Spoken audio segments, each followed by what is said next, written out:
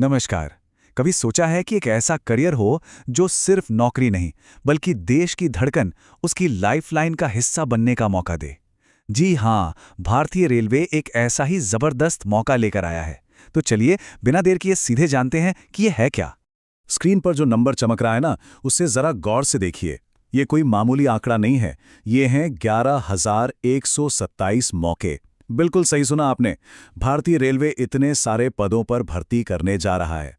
ये वाकई में उन लाखों लोगों के लिए एक बहुत बड़ी खबर है जो एक अच्छी नौकरी की तलाश में हैं।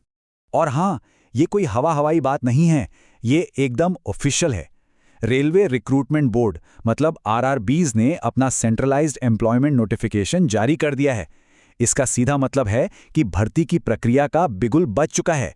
अब पूरे देश में उम्मीदवार अपनी कमर कस सकते हैं। तो सवाल ये है कि आखिर ये पद है क्या और इसमें क्या-क्या मिलता है।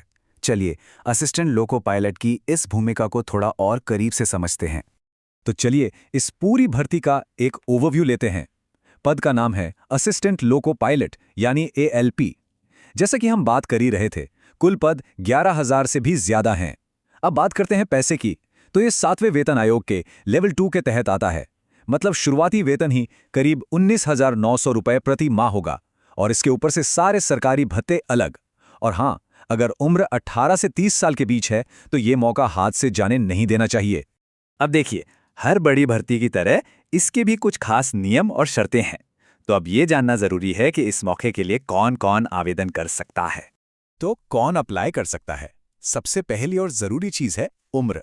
1 जुलाई 2026 को उम्र 18 से 30 साल के बीच होनी चाहिए।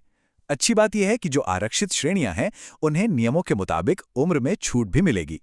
रही बात एजुकेशन और मेडिकल फिटनेस की, तो इसकी पूरी जानकारी डिटेल नोटिफिकेशन में आएगी, तो उस पर नजर बनाए रखना बहुत जरूरी है। और एक बात गांठ बांध लीजिए, अप्लाई सिर्फ और सिर्फ ऑफिशियल पोर्टल से ही करना है, कहीं और से नहीं। अब इस एक बात पर खास ध्यान देने की जरूरत है, क्योंकि ये बहुत बहुत जरूरी है। नोटिफिकेशन में साफ साफ लिखा है कि आधार कार्ड में जो नाम और जन्मतिथि है वो 10वीं की मार्कशीट से 100% मैच करनी चाहिए। एक अक्षर की भी गलती आगे चलकर बहुत बड़ी परेशानी खड़ी कर सकती है। यहाँ एक छोटी सी सलाह है जो बाद में बहुत काम आएगी। एप्लीकेशन प्रोसेस शुरू करने से पहले ही ये पक्का कर लें कि आधार कार्ड में आपकी लेटेस्ट फोटो और बायोमेट्रिक्स अपडेटेड हैं। एक छोटा सा कदम आपको बाद के वेरिफिकेशन की भागदौड़ और दिक्कतों से बचा सकता है। अच्छा, तो अब जब ये पता चल गया है कि कौन कौन पात्र हैं, तो अगला सवाल आता है, अप्लाई कैसे करना है।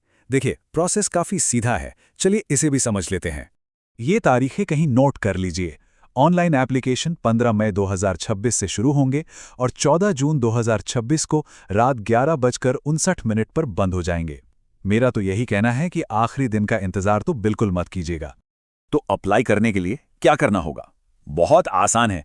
सबसे पहले ऑफिशियल पोर्टल rrbApply.gov.in पर जाना है।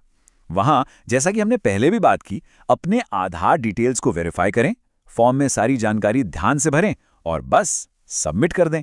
याद रहे, ये पूरी प्रक्रिया सिर्फ और सिर्फ ऑनलाइन है। ठीक है, तो इस पहली घोषणा के बाद अब आगे क्या? कुछ और बातें हैं जिनका ध्यान रखना होगा और ये जानना होगा कि अगली जानकारी कहाँ मिलेगी। देखिए, अभी जो नोटिफिकेशन आया है ना, उसे इंडिकेटिव या संक्षिप्त नोटिफिकेशन कहते हैं।